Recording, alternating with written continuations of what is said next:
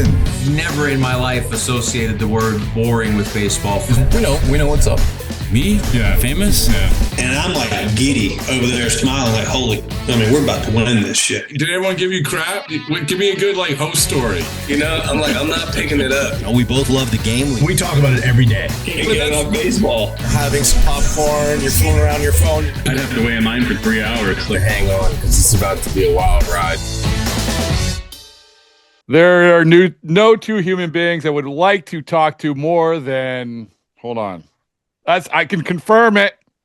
Nobody I'd rather talk to more than Mike Vasil and Courtney Finnicum. Two of the most important members of the Chicago White Sox world. Fact. That is a fact. I would have to agree. Fact. I agree. Fact. I was very sad that I missed Mike Vasil at Sox Fest over the weekend. I have to give you a little bit of crap for that because I was very disappointed. I've been trying to meet you in person for a long time. Oh, you guys never met in person? We've never met in person. Never, no. Not in person, no. Only over Zoom. Well, listen, Mike, if you were at the bar at 1 o'clock in the morning in Orlando during the winter meetings, you would have met Courtney. That sounded terrible, but whatever. Mike, I did close down the bar all 3 nights. Every night.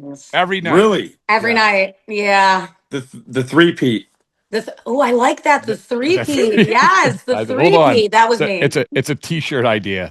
That's called the Winter Meetings 3-peat. Well, I did call it my Linsanity run, if you recall, Rob. My Linsanity run. That's a story for another day. That is a story for another time, though, yes. But I will say this, is that, Mike, that it was apropos that Courtney dominated the winter meetings because the year before, you dominated the winter meetings without even knowing it by getting taken in the Rule 5 draft. Right. I know. By who? I got taken by the Phillies. That's right. Yeah. Many people probably don't even realize that I was a Philly for an hour, then a Ray, and then a White Sox. The best team ever. The best team ever. I was waiting for that, Mike. Yeah. I was going to make my notes if you didn't say that. Did Dave Dombrowski call you? Did you ever talk to Dave Dombrowski? No, so I never talked to anyone from the Phillies. And that is when, an hour, about around the hour when I got traded, one of the Mets people I texted with, he's like, "You heard anything yet?" I was like, "No." He's like, "All right, you're probably getting traded." So that's when I started to get the idea. I was like, it's kind of weird. I haven't heard from anyone from the Phillies. And then a year ago now, you remember the Rays. And I think it was we did a podcast right around a year ago. And because I was fascinated about life as a Rule 5 guy. And you were fascinating in that podcast, by the way. Excellent job. Thank you. You represented all Rule 5 guys perfectly. And then I saw you in camp, and did you start that day? I don't know. You started a day. It was the day that I think was that the first game of spring training. It might have been. So that was when Trace Thompson hit a home run off me. But the previous year, I had actually started a scuffle in Scranton, and Trace had my back. So I remember texting him, and he would always joke about you got to pay my fine. And I was like, yeah, I'll do it. I don't even know what it, because he ended up getting tossed. Really? And then his first, I don't know if it was first plate appearance, but facing me, it was second batter. Yard. And I was like, all right, that's evens out now. Okay. Before Courtney asked about the White Sox plumbing situation, which I can't wait to talk to you about, Mike. All right. Before because that might take up a half hour of her time.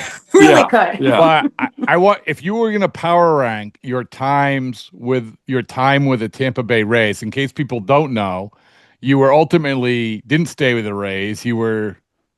Were you DFA? You ended up with the White Sox. Yeah, technically it's DFA, but it's Rule 5 rules waivers that I'm on. You ended up with the White Sox. Yeah. And by the way, we should note you had an insanely good year. Thank you. Yeah. 2.50 ERA in 47 games. I think your WAR was 2.9. Yeah. Legitimately, I'm not just saying this because you're here, sitting here. Legitimately one of the best performances by relief pitcher in the American League last year. And honestly, one of the best stories coming out of the White Sox last year too was you. And I mean, I know we've talked about this before, but like, the fans love you now. You're a household name on the South Side, your personality and the whole thing. But like the way you came in as a Rule 5 guy, kind of an unknown, and did what you did, I mean, that was a big deal. And you should feel very good about that. Yeah. Thank you. No, and it was a special year to say the least. But I think, I remember at the end of last year, kind of all started to hit me, like what just kind of happened. Like I think there was like 6 games left. And I remember sitting in the bullpen with Matt Wise, bullpen coach. And I remember legitimately saying to him, I was like, I love the South Side. Like, I love Chicago. I was like, I love this place. Like, this is awesome. Courtney, are you okay, Courtney? I mean, right? I get flushed, Rob. When I get flushed, anything can happen. Right. Mike, that is, that obviously is very near and dear to me. I mean, like you've said this, you've said this in other interviews, you've said it to me, but like you really you fit in perfectly with this team and the vibe and the culture. Like, and I got to tell you, since you were not at Sox Fest over the weekend, I got to still give you a little bit of crap for that. Will Venable actually was asked a question during one of his pressers about who a clubhouse leader was. And he named your name. He said you're one of the clubhouse leaders. Ooh, wow. Well, yeah. Well, Venable said it out of his mouth. I'm like, oh, Mike, hello. So again, you should feel very good about that as well. Being now a second-year guy, still being considered a leader. That's a big deal. That's awesome. So yeah, no, 100%. That means a lot. It means a lot. Forget about the White Sox. I want to go back to the top 2 moments as a Tampa Bay Ray. So that the Trace Thompson story may have been like top 3, right? Yeah. I mean that the Trace thing for sure. Like it was like just so crazy because I'll still even text him occasionally, but like just the way that transpired was just funny. I think. Oh, here's another. Oh, I forgot about this. Oh boy. So Nate Lavender, he was my fellow Rule 5 pick. Yeah. So we lived in the same house. So we're off the back like porch fishing. It's like it's not salt, it's like brackish. So you can get like sometimes we caught a couple snook, but there's like a lot of catfish and there's a lot of weird creatures in this. I'm not the biggest fisherman, but yeah, this is way over my head, Mike. But I'm sticking with you. Yeah, Lav's the guy that really would like do the whole thing, and I just throw the hook out there and pray. So we're sitting out there and we're fishing, and we hadn't met the staff yet. I hadn't met Kasia. I hadn't met anyone. All of a sudden, we're using like I think it's shrimp. So we're putting our poles down, just letting it like sit in the water. All of a sudden, my rod is like going crazy. It's like vroom, vroom. And I'm like, Lav, and he's like coming over, and we're reeling it up. And then all of a sudden, we hear like, "Hey, what's up?" Or like, or no, he was like, "Who do we have here?" And I turn, and it's Kevin it's Cash, and I'm like, I hadn't met him yet, so we're like talking, and the reel's still like in the water, like there's nothing. We haven't pulled anything up yet, so I'm like, oh, like I gotta reel this thing up. So I'm reeling it up, but it's not fighting anymore. Like there's nothing fighting the reel, and I'm like, did I like hook like a bucket filled with water? I pull it up. It's a stingray. Oh my God. Wow. So legitimately, so we were going through, and I was thinking, this was like my exact thought process. I was like, I'm with the Rays. That's Kevin Cash, manager of the Rays. And I was also thinking, I have no idea how to get this thing off the hook, like at all. And like Cash kind of looked at me. He's like, "You don't really know what you're doing, huh?" And I was like, "No, I have no idea." So we put the stingray on the deck or the porch. He puts like a bucket on its back, a foot on its like stinger or whatever. They actually got the hook out of its mouth, and then he just like kind of kicked it back in the water. And like that was my first. Oh, first of all, there's a couple things. Number one, how you didn't get a photo of this moment. I know. I don't. Well, when we would go out there, we would like leave the phones, and it was like total like All right. quiet. It was like quiet time or whatever. I like that. But like the way it happened, and like my introduction to him, and the fact that it was also like I was like, you can't make this up. No, and That's the amazing. weird thing is the Rays social media team came out of the bushes and captured the whole thing. Exactly. Yeah. I mean, Exactly. What a great story. See, I'm glad That I is asked. tremendous. I know. And then probably, God, I'm trying to think of. I mean, there was one outing I had at JetBlue that it wasn't like the best, but I just remember it being the windiest day ever. And one of the things that the Rays would talk about is like always like, like pound the strike zone, get ahead, batted ball luck. And I remember Yoshida, it was legitimately so windy in JetBlue this day. Yoshida hits a foul ball. Like it was foul. It went all the way down the left field line over the stands, and the wind was so strong it like blew it back. That lands. Bregman hits like a 90-mile-per-hour fly ball to center, lands in the triangle. Like I got to 2 outs, and I remember after that inning, just like thinking to myself, like, I really hope it's not this windy like everywhere else in the country because this is just not. This is just not going well. You know where right I now. want to go? I want to go to the Windy City. And I understand, Courtney. Don't get me going. It's not named because of the wind. I get It's not it. because of the weather. It's not. No, but the wind at Rate Field blows in most of the time. Very not out. good, Mike. Very good. You've learned. Yes, Blows it it out. does. Yeah. Yes. It's known for two things: the wind blowing in from right field and having the worst Uber/Lyft pickup in the league. Rob talks about this all the time, Mike, and it drives me nuts. It drives me nuts. Well, you know what? One of the I will say though, I was like Ubering a lot last year at some points. Like Yeah. I would be out there amongst like the crowd just grabbing my Uber. Like Just I grabbing kind of your Uber? I kind of liked it with my See? like to go box. But I can yeah, in a way. It was It's kind of chaos. weird how you were It's in full chaos. uniform to Yeah. I'm in full spikes and everything out there on the street. Well, You really should. Speaking of guaranteed rate field, listen, they've messed up a few things with that field. We can all agree that they turned the home plate the wrong way. Yes. They have a bad Uber Lyft place. They don't have a lot around it, but they are trying. They are efforting to make it better. Courtney, please explain how are they making this better? So, Mike, I'm sure you've seen the craziness on social media recently. Just as early as yesterday, Scott Merkin's MLB.com article about because of Murakami, which is very exciting, of course, he had the White Sox install a bidet in the clubhouse. I'm sure you've seen all this. I have received many texts. I have a Kyle Teal quote about having like the cleanest butt in the league or something. Yeah. So And put that on a t-shirt, Rob. Put that on a t-shirt. I mean, the amount of guys I've gotten jokes from about like we're gonna be the cleanest team in the league. That it's just like, I mean, it's kind of funny. It's awesome. I don't know like what they're gonna do. I don't know. Have you ever used one, Mike? Have you ever used? I have never used one before. Oh, no. Mike. Oh, I'm okay. Easy, so I feel easy. very passionate about Courtney, this. easy. Again, I'm getting flushed. Mike, I am telling you right now. I mark this down. It's February 3rd. Once you use a bidet, you will not go back.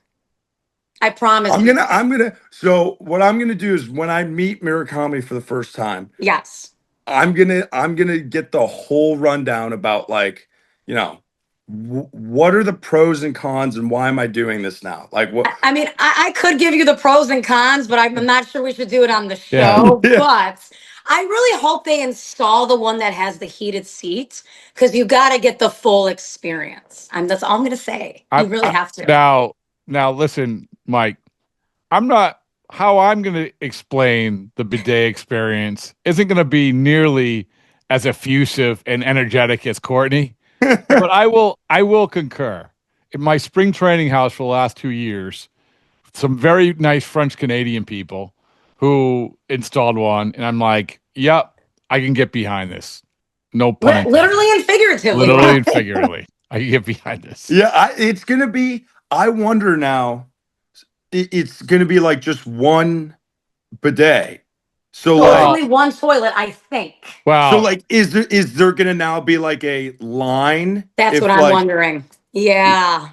well, Yeah, that's a that's a good question, Mike. You might be waiting, 20 minutes to use the bathroom now. Yeah, that's a good point. like that, we're running. That's a problem. Yeah. so great story by Scott Merkin, Yes. but as Courtney, as you know, I've fancied myself the bidet beat writer for a while. I do know this about you. Yes. And there are two other examples of teams already doing this. Mike, one was when you were where do you go to elementary school? I went to Fisk Elementary School in Wellesley. So I was. All right. What Yeah, year was that? Where were you in 2007? Yeah, I was in 7. What would I be? First, second grade? Okay. Yeah, I was there. All right. Yeah. When you heard the news that Daisuke Matsuzaka was coming to the Red Sox. Okay. Well, we know about the posting fee, the 51 and point whatever fee that he got. We know about the 11 pitches. What we didn't know at the time was that he also, because he signed with the Red Sox, had a bidet put in the Red Sox clubhouse, which to this day has been utilized every single year since. And if you want a true scouting, I should have gotten like somebody on like to come in, like if you want a true scouting report, find someone who plays for the Red Sox and say, okay, this is how the bidet is going to impact your life over a course of 162 game season or 81 game season. If I see, which I assume I would, Sean Newcomb. Sean Newcomb. Yeah. Yes, that's the one. Tomorrow in the gym, I didn't see him today. I'm going to ask Nuke. I'm going to say, hey, what's the deal? What do we got going on? Sean Newcomb. Yep. Yeah. I don't know if he'll be as excited as I am, but maybe he will. Maybe it's as life changing as it was for me. I don't know, but I need to hear the rundown from you. Sean Newcomb seems like a very nice guy, but it doesn't seem that excitable, and I don't think the bidet conversation is going to change. It won't be as entertaining as I could give you, Mike. No. That is for certain. But Sasaki, also, this happened with Sasaki with the Dodgers last year, too. So did Yamamoto and Ohtani hadn't? I don't think so. But Sasaki came in and was like, hey, yes. Like, this needs to happen. Yeah. Wow. Yeah. Yeah. I mean, in fairness, like Yamamoto and Ohtani said, well, if it's not gold plated, don't bother. Because I have 5 of them at my house where I am. Yeah. But if you also, the ideas are popping here because t-shirts might be a little tricky, but we're always looking for the guy get on base celebration. Every team has those. And I think a lot of them are stupid. But if you guys come out and you do something subtly involving the bidet, I don't know how you would do that. I can brainstorm. We trust me that we've got a lot of free time on our hands. We're at the park a lot, so I think we could. If I got Teal, Colson, Chase, and maybe threw in another like more veteran mind, right? Let's see, or Corey Lee's another mind that pops up that's very creative. What can we do to somehow not step over the line, but incorporate the celebration? Yeah. No, what was your celebration last year? They would do some like train thing, and then at one point there was a teacup, I think. I always just liked seeing Teal do his celebration. It was Teal's every time. It would look different every time, but it was supposed to be the same thing.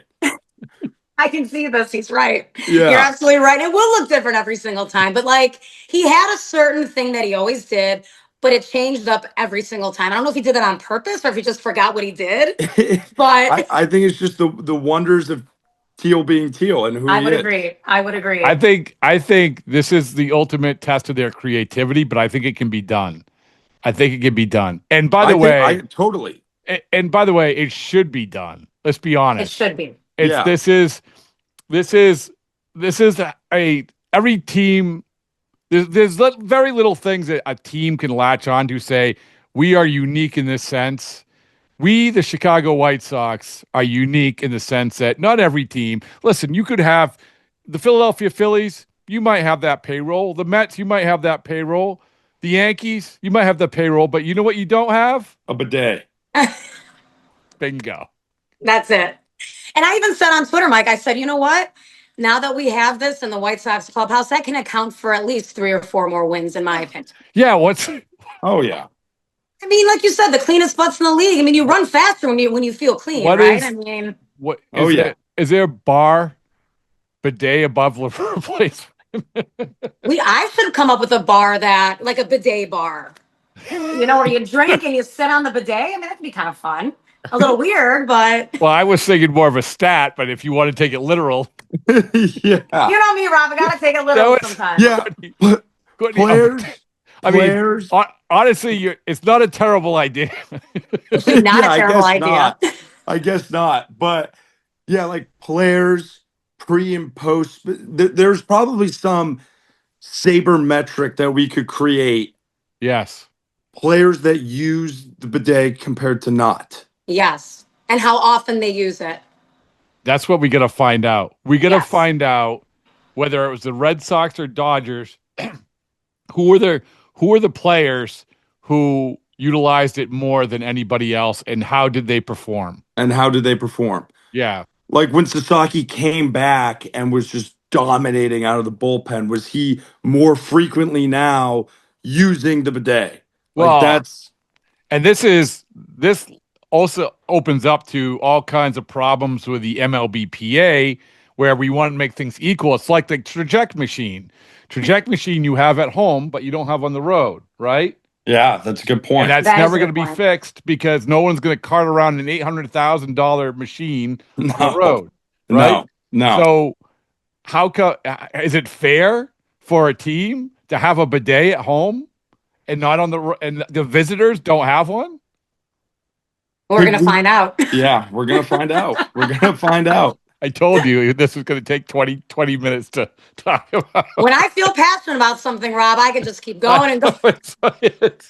I mean, there's so many ideas that came from this conversation, including the bidet bar, which is all you would have to do is put up like a little like curtain. Like wall, like stall and just service. That would be very, very, very creative. That would be I created during the year an idea about like a bar where you could have like a bunch of like saunas and like tubs, and you could like take like a bath while having a drink upstairs, and then like downstairs. That's called a ski resort. Yeah.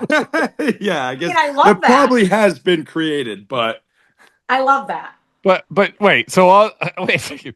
Don't placate him. Like what you just described was literally just like a bar in Florida.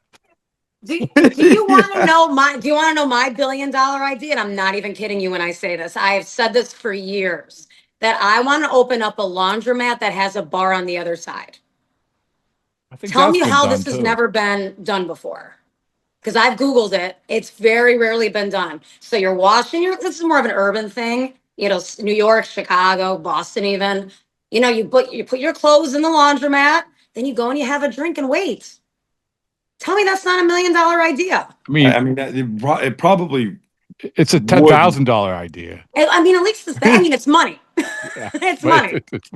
It's you won't necessarily go bankrupt in the first year. I need Mike to help me back it, basically. Mike can put the marketing behind it. The only thing is like the laundry's got to be. You could do like something though, like drink deals based off of how many loads of laundry you're doing. So, if like you got a lot of clothes, maybe, you get a few more drinks or something like that. Half off certain loads. It depends. Yes. You could do a number of things. See, Mike is getting it. You thought I was crazy, Rob. Mike's on board. I think honestly what you should, because you just said, Mike, that you guys have a lot of time on your hands. And I do think that you guys have a creative team. Like it's starting with Teal. Yeah. I know of him a little bit, but I do think that you guys should do a White Sox Shark Tank. Oh, That honestly would be like unbelievably fun thing to do. It really would. I mean, I want full credit when you do it, but like that would be unbelievable. Like, we're going to Sacramento, like we're going somewhere 4 hours on the plane. Yes. We can set it up. The 4 guys with the most service time, or you could be the 4 sharks, and then we got to pitch our ideas, and then that actually is an unbelievable idea. Thank you. The idea is He said unbelievable idea, Rob. I mean, your ego is just going to be gigantic all night now. I mean, listen, I'm going to Florida on Monday, and I'm just in the zone right now. I can't, you know what I am? I'm in the best shape of my life mentally. You are. You want a t-shirt, Mike? But let's get this one out of the way. So, because we're doing a Best Shape of My Life Club, sponsored by Awaken 180. And we're asking everybody to pick one thing by opening day that they feel like they might be at the best shape, best achievement of their life.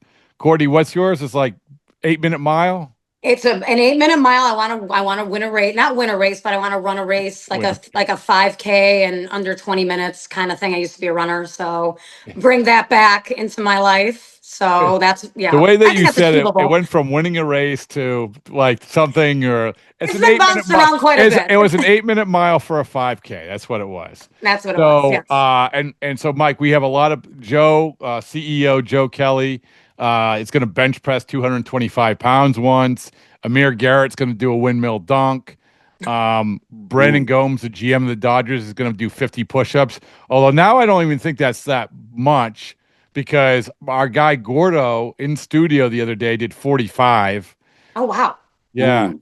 Yeah. So, and Gomes is jacked too. He is. Yeah. I mean, he's so what do you want to pick? If you do it, you get the Best Shape of My Life Club t-shirt. And if you're in Boston, you can come to our party. All right. Trying to think of something that I could do. It doesn't have to. It can be, what was it? Oh, Ryan O'Hearn said he wants to throw 80 because he doesn't feel like he has a strong throwing arm. He wants to throw 80. Ken Lee said he'll throw 96 on opening day. Ooh. I don't want you to do something where you're going to hurt yourself. Yeah, don't do anything crazy. Yeah. Like I can't be like, oh, I'm going to, deadlift 500 pounds by opening day. Yeah, like, let's not do that. I mean, I could try, but honestly, maybe it could be like by, I don't know. Let's give me, because I don't know exactly when I'm going to pitch.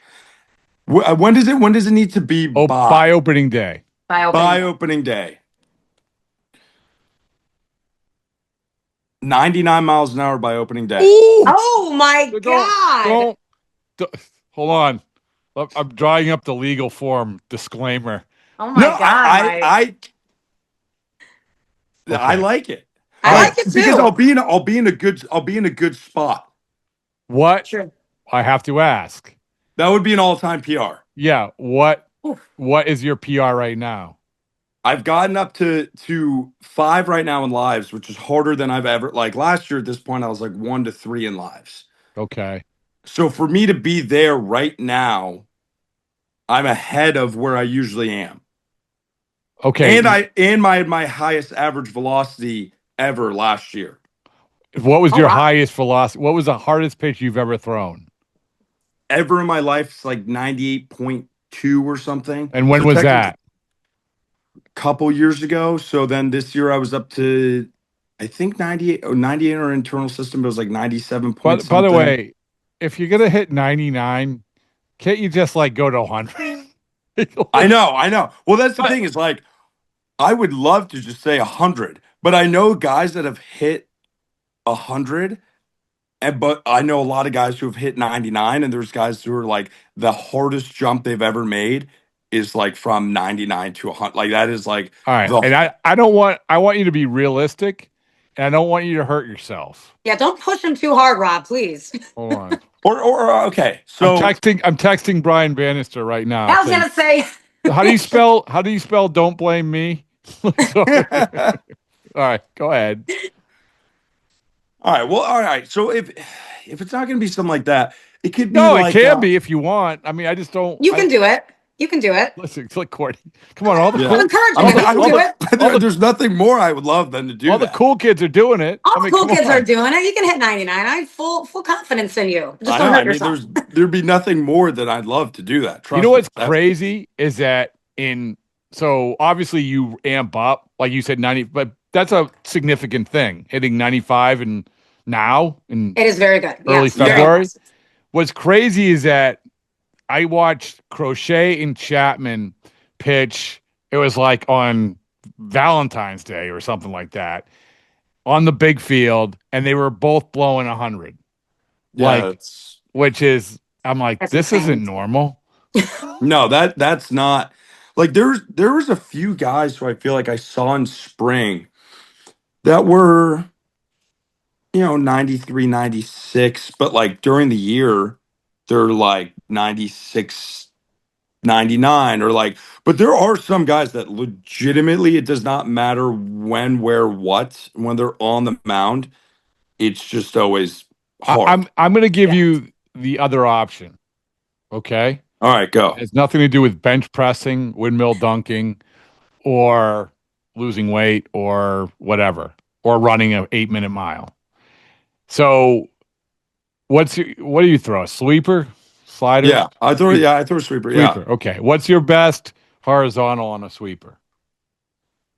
this year at City Field, I grabbed 25 inches. Oh, So like I legitimately, I if I have an idea of where you're going with this, yeah. I mean I could try it. Okay. 26, that is moving. Here's the thing. Wow. I'm doing you a favor, and here's why. This is the circle of life of this podcast. You know how you said it was so windy in Florida? Yes. Okay. Joe Ryan threw that like 30-inch sweeper that went viral. Yeah. Which we sat down and I wanted to diagnose it with him. And he said a big part of that was the wind. The wind, right? Yeah. So here's what you got to do. The windiest day you pitch in spring training, you say to your catcher, we're throwing all sweepers today. And then make sure you have the contraption hooked up so we're measuring this baby. Yeah. I think I could do it. 26. 26. Right. Because there was other times not on the windy days where I grabbed like against Houston at home, I grabbed a couple 22, 23. Like it's been 18 to 20 right now. So like, and that's inside, no other factors. So I mean, but 26 that's moving. All I right. mean, Mike, how good did that feel throwing that against your old team as well? I mean, that must have been. Yeah, so I remember it too. It was against Brett Beatty. It was one of my strikeouts. And like on the angle is weird. Like it doesn't look like it moves that much, but like afterwards he had like texted me. He was like 25 inches on the sweeper back to like what was that? Like Right. Yeah. and but the same thing is like guys had said, I think it was Hauser had told me like when he would pitch for the Mets, like when it gets windy at City Field too, like stuff will just take off. I believe it. Like it's crazy. Yep, I believe it. That's amazing. I love that. I never knew that. I got to go back and look at that pitch now. We'll lump it together, either 99 or 26 inches. Could you imagine if I did both in one outing? I was about to say. You know what you get? You get 2 T-shirts. Oh, Wow, don't get him too excited now. I like that. Oh, anyway, all right. What else? So tell me how in year 2 as a major leaguer, and again, it seems like yesterday. Do you remember? You don't have to remember. I won't be offended. You remember the first time we met? At the Futures game, right? In Seattle. Yes. Yeah. Yep. Hey, Courtney, tell your dad that. All right. I will make sure All right. he's well aware of the first time you met Mike. Courtney said that her dad likes my voice. Yes, So he did say that. I mean, between the bidet talk and this, and like it's like feeling really good about myself. You really are. But it does feel like And then, we talked and you were struggling with the Syracuse Mets.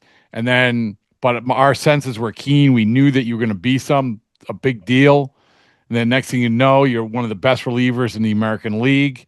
So now I think Courtney will join me in saying our senses are keen that you're going to have another outstanding year. But what is going to be different for you, if anything? What did you say? All right, I'm going into this year and I got this one under my belt. It went well, but now it's time to go. Let's go.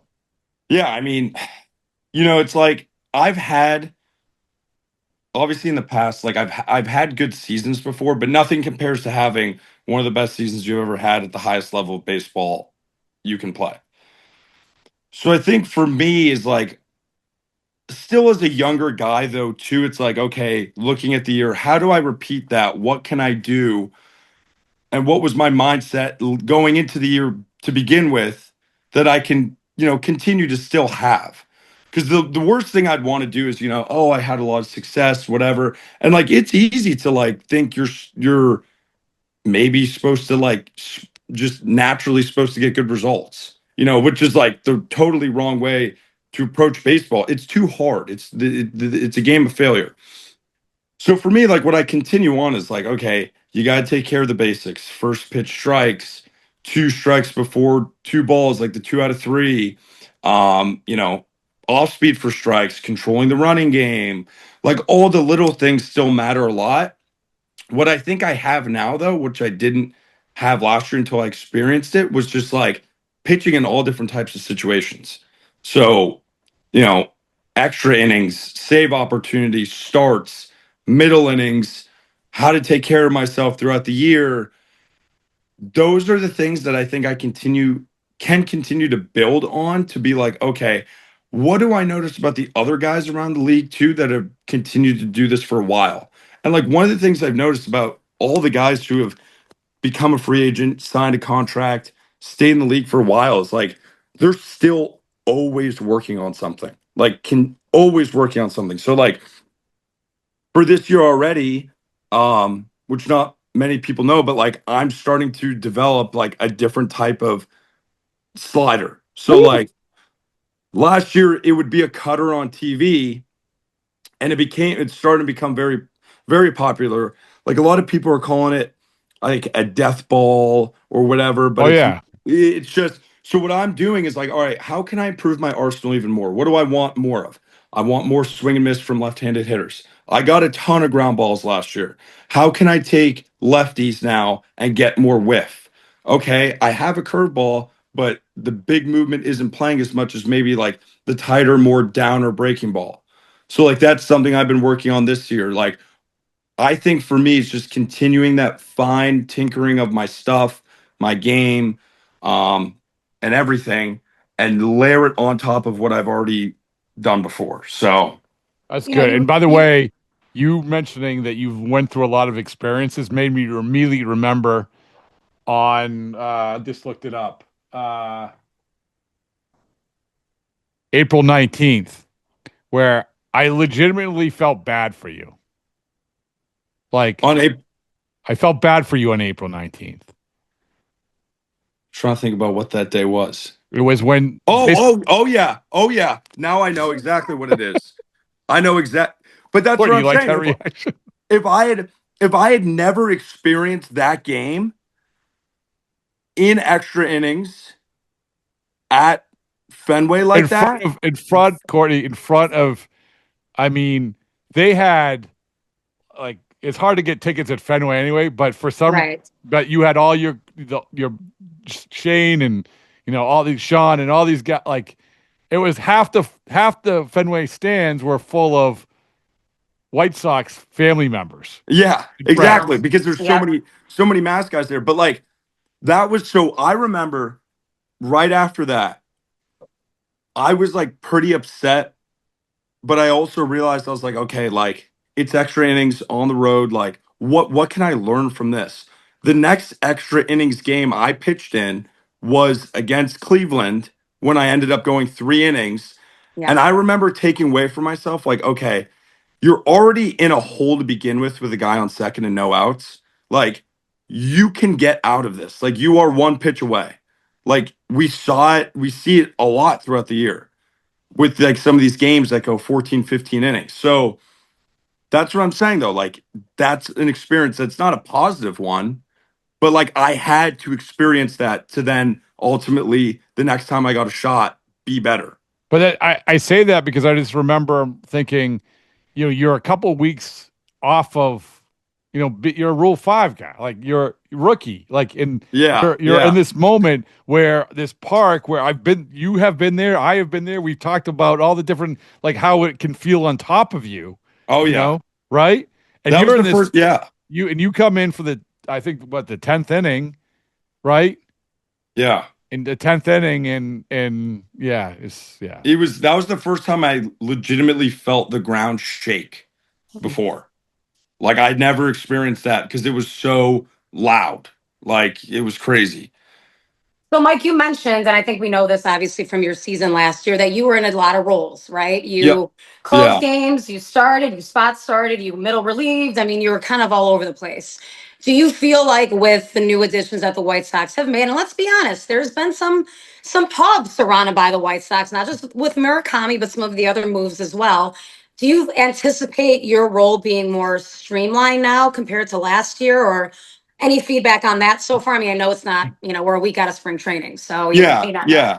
So I talked to Will and Zach Bove, our new pitching coach. Yep.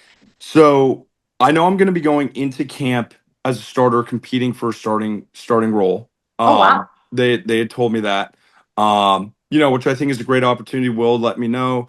He said, I think you've kind of earned the opportunity to do this, and you threw a lot of innings.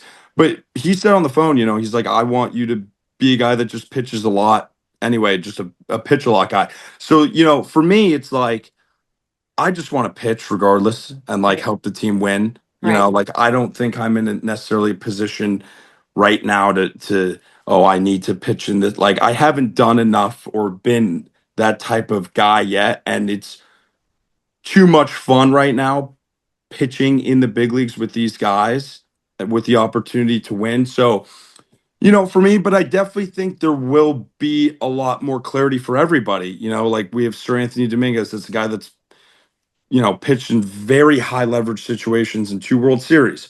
Grant Taylor's another year further. Jordan Leisure pitched unbelievably down the stretch last year. Yes, he did. And you just have a lot of guys coming back where I feel like we all now have a better idea of, okay, how do we win games? And like that's what I look back on is kind of how we finished the year last year. We go into Detroit and we take 2 out of 3 against a team that's making a playoff push, and we won close games. Like Yes. Yep. to a lot of people that might not seem like much, but to a guy that's younger with a lot of younger teammates, learning how to win those games on the road, that means something. Like that is meaningful baseball for us in our development. So yeah, I for me, in terms of my role, I know I'm going in competing for a starting role, but to me, I just love pitching. I just want to go pitch regardless. So starting's cool though. Yeah, starting it is is cool. it is very cool. It is very cool. I know. Starting's awesome.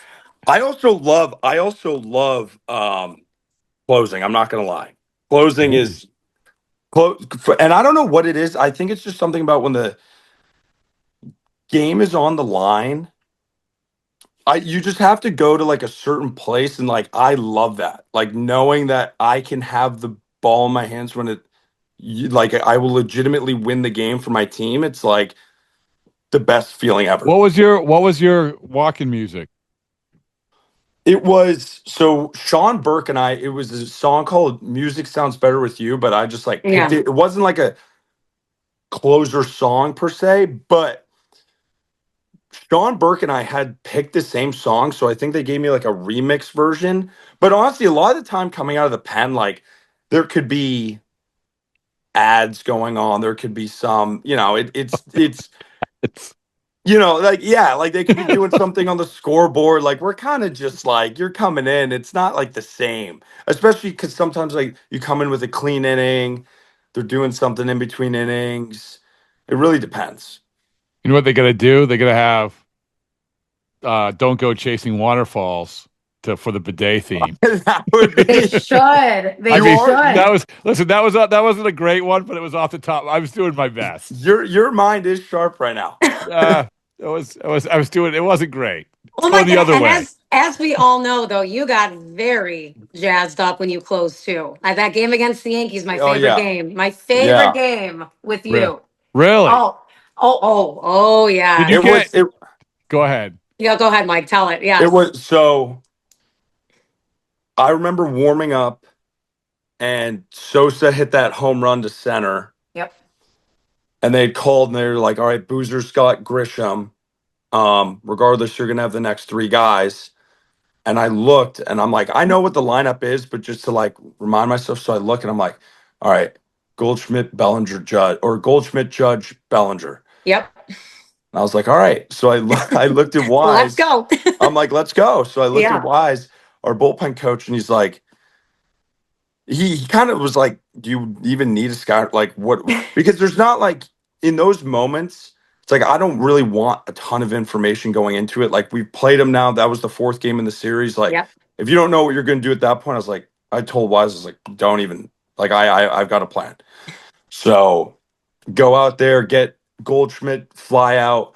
I got Judge 1-2, and I backed up a slider, and this was one of the furthest highest fly balls I've ever seen in my life.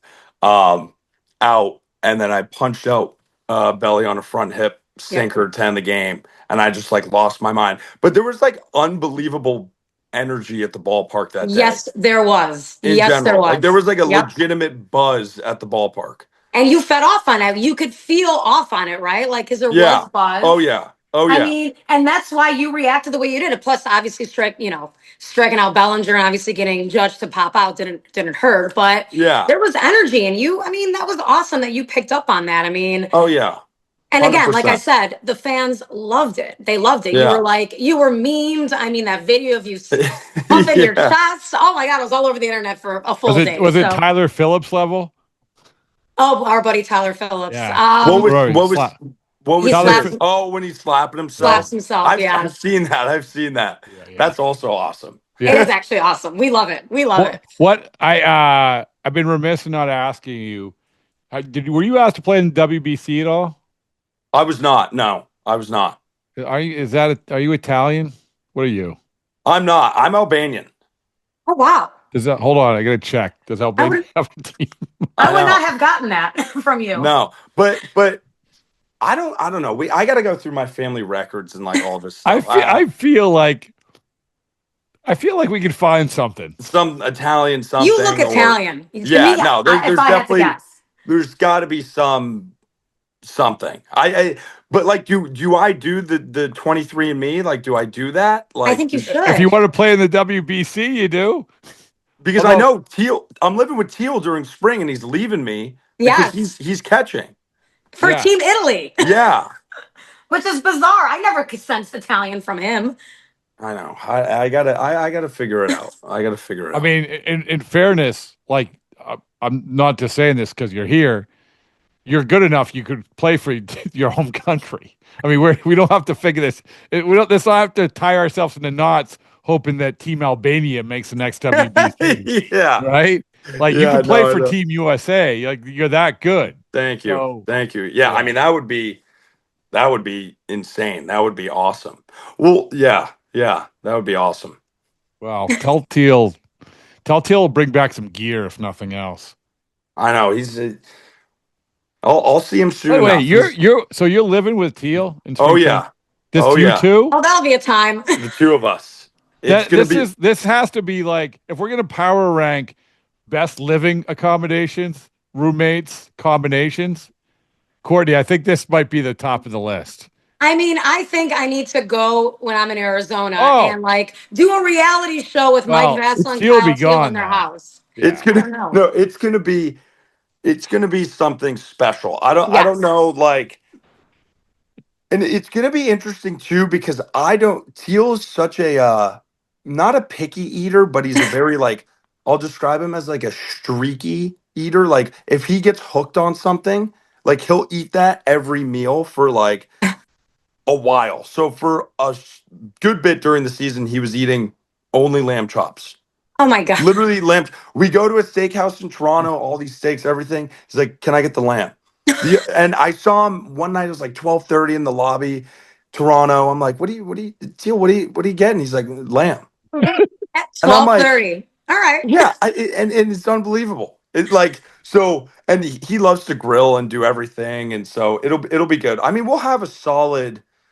Because I don't know when he leaves or all that stuff starts, That's a but good question. Rob, do you even know? I have no Well, idea. That's a good I think question. it's honestly he'll probably be leaving 20 in the 20s, in the 20s. yes. So And I'll then have but with yeah. all due respect for Team Italy and our great friend Adam Ottavino, Yes. he might be back pretty quick. I would think so. Yeah. Yeah. We don't know. We don't know. We don't know. I don't know what pool they're in either. Yeah. Well, our guy Sean Spradling, actually, I think he said he was kind of high on them. Did he say he actually like lumped them in with like Canada? I'm like, really? All right. Okay. Mike, do you cook at all? Do you cook? Do you throw it out in the kitchen? I do cook. I'll Okay. cook. I mean, I'm not doing anything crazy. Yes. Pretty typical, but like, like rice, little like taco bowl, something like You that. Or like bake? that's one thing I do not do. All I do right. not. Yeah. This is my expert segue into the final thing because we've been very generous with your time. Yes, you You have. watched Drake May's wife bake. Oh, Bakemas. Yeah. Yeah. All right. Yeah. I can't bake. I don't even know where I'd Are you start. are you inspired? Who are you more inspired by? Drake May's wife baking or Drake May? Well, I mean I don't want this question to go one way. I mean, yeah. All right, let me what rephrase she's that. doing is Strike amazing. that from the record. But I will say to go from a whatever it was a 4-win team last year to the Super Bowl. I mean, I Rob, got to go with Drake. Rob, can I ask Mike my Shane Smith question, please, so I can get this off my chest? Oh yeah. Do you remember Go what ahead. that was? I have a lot of Mike. I don't know if you know this. I don't know if I've told you this, but I'm a diehard Denver Bronco fan. Oh boy. Okay. Yeah. Diehard Denver Bronco I think I fan. did. Yeah. I think I did know that. Okay. Yeah. Probably social media or something, Yeah. but that's a long story of why I am. But I am a diehard Denver Bronco fan. So obviously, as you can imagine, I was not happy with you a couple weeks ago and the Patriots and the whole nonsense. So Sox Fest, I was interviewing Shane Smith, and I'm going to ask you what I asked him, and that's I need you to be honest here, okay? I know you can be honest. How badly would the Broncos have beaten the Patriots if Bo Nix were healthy? Be honest. Be honest.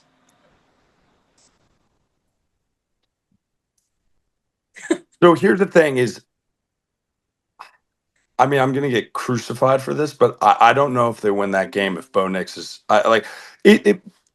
But at the same time, if Bo Nix is playing now, like I don't understand football on like that high level of like the strategy, the play, like everything. I know it enough. Like it's such a tough question because you never really know. But if the Patriots offense had done what they done and like played the way they played, like not whatever, it's gonna be hard for them to win that game. Like it's gonna be hard for the Patriots defense to completely shut them down. Now, at the same time, it didn't happen. Oh, I know it didn't happen, but the only touchdown they scored was Stidham literally giving it to you guys in the red zone. But I digress. To your point. Listen, Courtney, I think that Mike explained it perfectly when he said it's a tough question because you never really know until you know. He's right, and New England did play very conservatively, which is an expert way of saying I don't want to make anybody mad. 100%, and I do. It's very, very politically correct on your part, Mike. So I'll give you a little bit of credit. But I mean, think about like the World Series. That play with Rojas, if at home plate with the touching. Who's catching at that point? Was it Will Smith? Yeah, Will Smith. Like, it's like 2 inches could have. Right. Imagine if he had to field that ground ball in a snowstorm. I mean, yeah, or if it was raining, or imagine if Rojas was at third for whatever reason. You know, we don't know. We will Yeah, never know. We don't know, all right. But you know what? I think that game would have been a little different. But Courtney kind of knows. Courtney I kind kind of have an idea. That's all right, though. Okay, so last thing, give us the prediction. Give us the Super Bowl prediction. Because there's only one person on this podcast who has been to a Patriots game in person this year. That is true. And that's you, Mike. Yes. So give me the prediction. I mean, this team surprised me all year. The Patriots have surprised me all year. I honestly think it is going to be a very high-scoring game. Like, I'm talking like 35-32 type, because Seattle's so explosive. Like, they're gonna do something at some point where they go on a run. But I also think the Patriots have had enough time to prepare to, like, you know, put together their game plans and everything. Obviously, I'm taking my Patriots. 35-32? 35-32. Okay. Well, Seattle can turn the ball over a little bit too, which will help you guys, I think. Right? And especially like, okay, can we shut down JSN a little bit, or just make him a little somewhat irrelevant? You know, like. But what I will say is, like, I really do hope they stick with the run game, the Patriots do, because I feel like when they're clicking and they have Travion and Ramondre going at the same, like, it is such a tough team to beat. I agree with you. I think Henderson is such a good running back, and So he's going to be so good. So do I. I'm jealous that you guys have him. I wanted Denver to draft him, so I am jealous. Yeah, he's very, very good. Well, to finish things off, to show that how keen my synapses are, they're popping. And I'm going to ask you this question, which I think may be the best question ever asked to you. You were at the Ortiz Grand Slam game. Yep. Game 2, ALCS, hits a Grand Slam to tie against the Tigers. I say the most impactful hit in Red Sox history. You were there. You were in the stands. I know this. Which was more impressive, the David Ortiz Grand Slam or the Malcolm Butler interception? Ooh. That actually might be one of the best questions I've ever been asked. Hold on. Let me write that down. Write that down, Rob. Yeah, now you got to write that down. I mean, because both have a backstory to them. Like, that's the issue. Yeah. Like, they're By the not way, just Joaquin Benoit, here's the backstory. Joaquin Benoit was tipping his changeup. That's the backstory. Yeah, but like, somebody had let him know that Ortiz knows? Wasn't it like Torrey Hunter? Hunter. Yeah. So like, they went to dinner the night before. That's the issue. Is like both moments in sports history here have like a true backstory to them. So it's not like they're just like a miracle. Oh, I mean, the Butler interception did end like the drought of Super Bowls, but they'd already won. I got to go with the Grand Slam. All right. Yeah. I got to go with the Grand Slam because one, just that year being what it was, 2013, the marathon, like it was such an impactful year on Boston.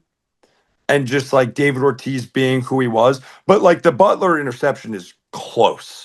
Very close. But just that year as a whole, and compared to the year prior with the Red Sox in 2012, going into 2013, I mean it's close, but I got to stay with the. You know what's crazy? And Courtney, real quick, which one do you want to pick? I don't want to leave you out. Oh, I would do the Ortiz Grand Slam, absolutely, just because I hate the Patriots. No offense. That's fair. What was crazy, I saw this today, that the tackle right before the interception, the Hightower tackle, was like he was walking in and then, and that's a whole nother podcast. Most importantly, we get to the bottom of a lot of important stuff, both figuratively and literally. So, got it. We got it. All right. Hey, Mike, listen, you're one of our favorites, and I really appreciate you taking the time. And you're all that's right with the great game of baseball. So thanks for everything. Thank you. I appreciate it. Thank you for having me on.